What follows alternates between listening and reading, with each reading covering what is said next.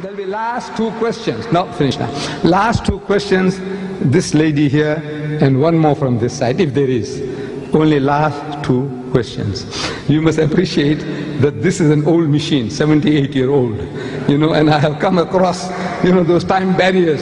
Please, have a little mercy on me. Not I'm trying to run away, but this, after all, the body, there's a limit to what it can take. Last two questions, this lady here and one more. Thank you, my sister, please. I thank you that I have the privilege to be here tonight to listen to you. I haven't read the Quran. You've stimulated me. Perhaps I should read the Quran. But I would like to know what you believe with the ascension of Jesus. Do you believe that he actually lived? So then what happened to Jesus if he lived? If he did not die, if he lived? No. The Quranic ayah, the verse that I read to you, the last expression I said was, Bal rafahu Allahu ilayh. But Allah took him up to himself. We Muslims believe that God Almighty took him up, saved him from that ignoble death and nakedness of the cross, because the people on the cross were absolutely naked. They didn't respect you to put a little loincloth around the man. The messenger of God, you say the son of God, naked and bare before the world, flies buzzing around him. No. God Almighty didn't allow that to happen to his servant, his messenger, Jesus. God saved him and took him up. And I say, he's coming back to just you.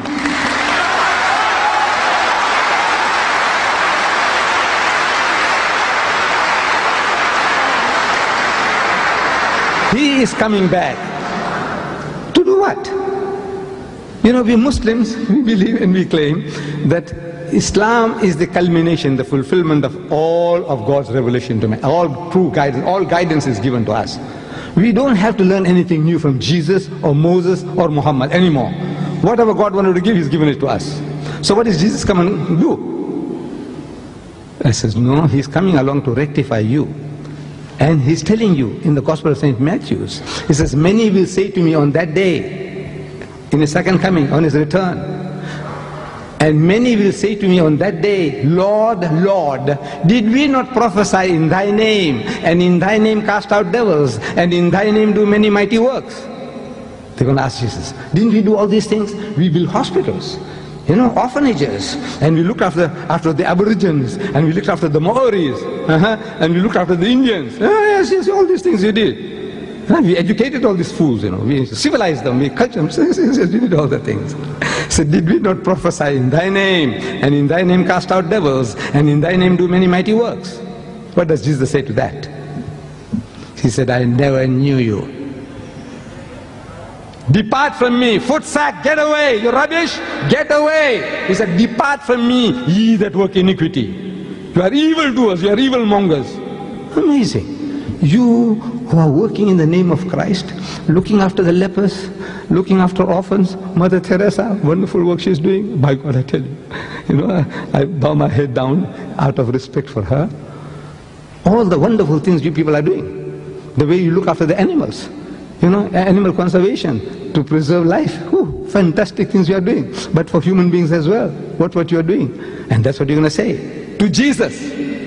Didn't we do all these things for you in your name? And He's going to tell you, footsack. Footsack. I don't know, this Afrikaans word. Means get away. Get away, you rubbish. Like you did to a dog. Shish, shish, shish. He's going to do that to you. Why would He do that to you when you did all these things for Jesus? Come. I am asking the Christians. He's not going to tell the Jews footsack. He's not going to tell the Muslims footsack. He's going to tell the Hindus footsack. He's going to tell you. Why would He tell you footsack? Get away, you rubbish, I don't know you. I'm asking the Christians, answer me. You know why? You know why? Because you call Him Lord. He is not your Lord. He is not your God.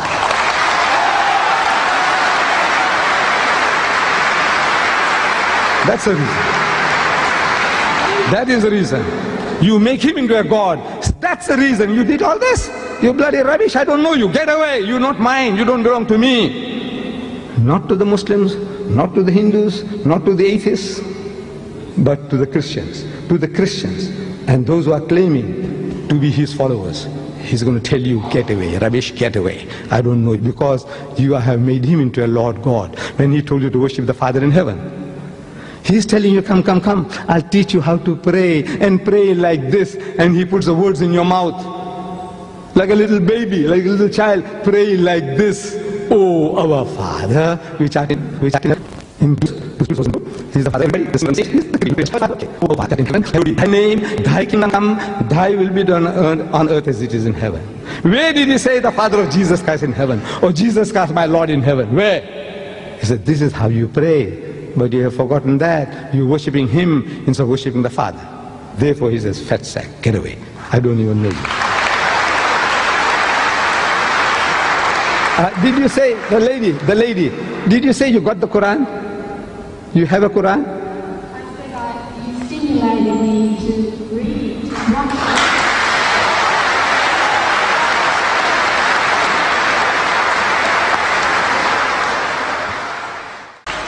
I would like to know, who has heard this verse? For there are three that bear record in heaven: the Father, the Word, and the Holy Ghost, and these three are one. Have you heard that before? Have you heard that? Do you read this in your Bible? Do you? Yes, yes. No, my brother says he does read it. You know, you don't read it in the Bible, it's not there? Yes. It is there, yes. And amazing that, yes, yes. For there are three, I'm quoting first epistle of John, chapter 5, verse 7. Where it says, first epistle of John, chapter 5, verse 7, where it says, for there are three that bear record in heaven: the Father, the Word, meaning Jesus, and the Holy Ghost, and these three are one. It's there. In your Bible, sir?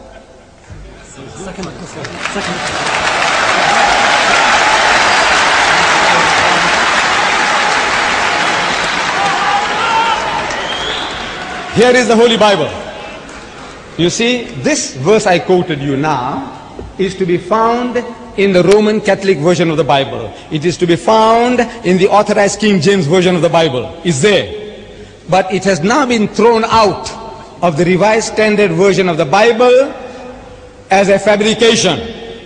The verse on the Trinity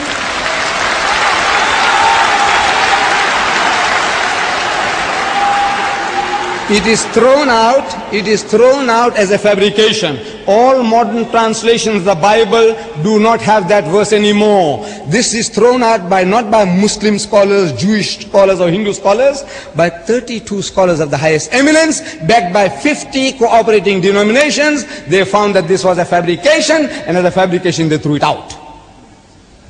Similarly,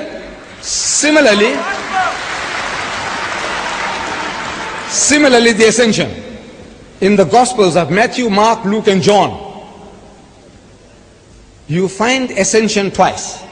That Jesus ascended into heaven. Chapter 16, verse 19. And Jesus was taken up into heaven. Luke, chapter 24, verse 51. And Jesus was taken up into heaven.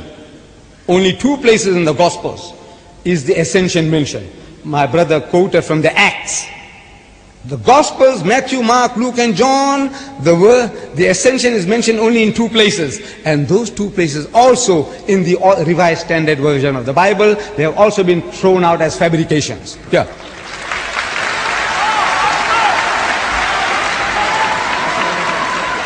Revised Standard version of the Bible. Saisissez l'esprit de ce qu'il dit, c'est-à-dire, suivez-moi. Il dit, il n'est pas des miens celui qui ne prend pas sa croix et ne me suit pas. Portez votre croix et suivez-moi. Voulait-il vous voir crucifié? Non. De la façon dont je prends mes responsabilités, vous devez prendre les vôtres. C'est cela que cela signifie. Il dit, en vérité, je vous le dis, très assurément, je vous le dis, sauf si votre rigueur dépasse la rigueur contenue dans les regards du Père, vous n'entrerez dans le royaume du ciel par aucun moyen. Le ciel n'est pas pour vous, à moins que vous ne soyez meilleur que les Juifs. Et je vous demande, comment être meilleur que les Juifs sans observer la loi et les commandements? Il dit, ne pensez pas que je suis venu pour abolir la loi des prophètes. Je ne suis pas venu pour détruire et pour l'accomplir. Car en vérité, je vous le dis, le ciel et la terre auront disparu sans qu'un seul iota ni un point n'ait disparu de la loi Tout sera accompli. Celui qui aura servi, mais qui aura enfreint un seul de ses commandements, ou aura enseigné aux hommes de le faire, deviendra le plus petit du royaume des cieux. Mais celui qui enseignera et appliquera la loi, obtiendra la meilleure place dans le royaume des cieux. Demandez à mon frère chrétien, demandez-lui, observez-vous les lois et les commandements? Il répond non. Je lui demande pourquoi pas vous? Maintenant, nous vivons un état de grâce. La loi est fixée sur la croix. Je dis, où avez-vous vu ça? Il répond, les Philippiens, les Galiciens, les Corinthiens, les Thessaloniciens. Alors qui est-ce? Qui donc? Qu'est-ce que c'est? Il dit Paul, Paul, Paul, Paul. Je dis, qui est votre Seigneur et Maître? Il répond Jésus. Je demande, qui a dit Jésus? Qu'a dit Jésus? Personne ne le sait, personne ne cite jamais Jésus. Je dis, voyez-vous, c'est ce que Jésus a dit. Tu n'es pas des miens si tu ne portes pas ta croix et si tu ne me suis pas. La façon dont je prends mes responsabilités doit être la même pour les vôtres. C'est une religion humaine qu'il prêche, non pas une doucereuse mièvre. Vous savez, une religion de lâche, où quelqu'un d'autre paye pour vos péchés. Vous attrapez le sida et c'est à Jésus qu'on fait des piqûres. Imaginez un peu. Vous attrapez des MST, c'est à Jésus qu'on fait des piqûres. Cela a-t-il un sens? Vous avez mal à la tête et Jésus prend les cachets. Cela a-t-il un sens? Non. Je dis, regardez, c'est une religion humaine. Mais maintenant, vous n'avez rien compris à tout cela. Vous ne suivez Jésus, vous n'écoutez pas Jésus. Si vous écoutez Jésus, vous serez musulman. Vous suivez Paul, Paul, Paul, Paul. Il a détourné l'enseignement de Jésus et il a tout détourné. Vous n'avez pas besoin de faire quoi que ce soit de bon aujourd'hui pour être sauvé. Il vous suffit de croire au sang, dit Paul. Jésus a dit, soyez meilleurs que les Juifs, sinon pas de ciel pour vous. Je m'interroge sur les deux. Qui devez-vous écouter? Jésus dit, le disciple n'est pas plus grand que le maître. Le maître est Jésus. 1 million de disciples vous disent d'aller et de manger du porc. Vous pouvez donc manger du porc maintenant. Parce que Pierre a fait un rêve, le maître a dit, tu ne mangeras pas la chair du cochon parce que tu dois te conformer à la loi de Moïse, à la lettre. Pas un iota, pas un point. Le iota est la plus petite lettre de l'alphabet hébreu. Pas même cette petite lettre ne doit sortir de la loi. Il l'a dit. Et vous avez rejeté toute la loi. Il a dit même pas ça. Et celui qui le fera sera le dernier appelé au royaume des cieux. Homme indigne, ordure, bon à rien. C'est ce qu'il dit. Mais vous ne le suivez pas. Cependant, vous voyez, Michael Hart a écrit un livre, Michael H. Hart, ici en Amérique, à New York, maison d'édition Hart, les 100 ou bien les tout premiers des 100 meilleurs de l'histoire. Il nous a donné une liste d'une centaine d'hommes parmi les plus éminents de l'histoire, depuis Adam jusqu'à nos jours. Il vous donne une liste de cette centaine de grands noms, puis il les a classés par ordre de renommée. Qui est le numéro 1, qui est le numéro 10, qui est le numéro 39, 99. Il a placé Mohammed, paix sur lui, numéro 1. Le premier de cette centaine de personnes est Mohammed. Jésus-Christ, son Seigneur et Sauveur, est numéro 3. Ainsi, c'est comme un décompte. Peut-être qu'un arabe influença notre ami pour lui dire de mettre Mohammed en numéro 1 et de mettre votre Dieu numéro 3. C'est possible, mais peu probable. Cela ne viendrait pas à l'esprit d'un arabe de faire une chose pareille. Vous voyez, j'aurais souhaité qu'il le fasse, ce genre de choses, mais ils ne l'ont pas fait. Ils ne spéculent pas de cette façon, ils ont d'autres méthodes. Pourquoi a-t-il placé Jésus-Christ en 3e position? Parce que, dit-il, l'honneur de toute la chrétienté est d'être partagé entre Paul et Jésus. En fait, c'est Paul qui est le réel fondateur du christianisme, et non pas Jésus-Christ. Vous voyez cela dans les écrits de tous les évangélistes? Que nous enseigne-t-il? Voyez, Paul. Personne ne vous parle de ce que Jésus a dit. Jésus a dit que vous ne devez même pas poser les regards sur une femme et la convoiter. Quiconque regarde une femme pour la séduire commet l'adultère en commettant l'acte en pensée. Mais il danse avec les femmes et les filles des autres. Ils prêchent cela le dimanche, ils vous mettent en transe, des sermons. Qu'a dit Jésus? Mais aussitôt qu'ils sont dehors, ils dansent avec les femmes et les filles des autres. Ils dansent avec les femmes, les fesses et les seins à l'air, et avec quelques verres pour vaincre les résistances. Et ils ne s'en préoccupent pas. Pourquoi? Parce que Jésus n'avait pas eu le temps d'expliquer. Alors il a dit, quelqu'un d'autre viendra après moi qui vous guidera vers la vérité. Et c'est cet esprit de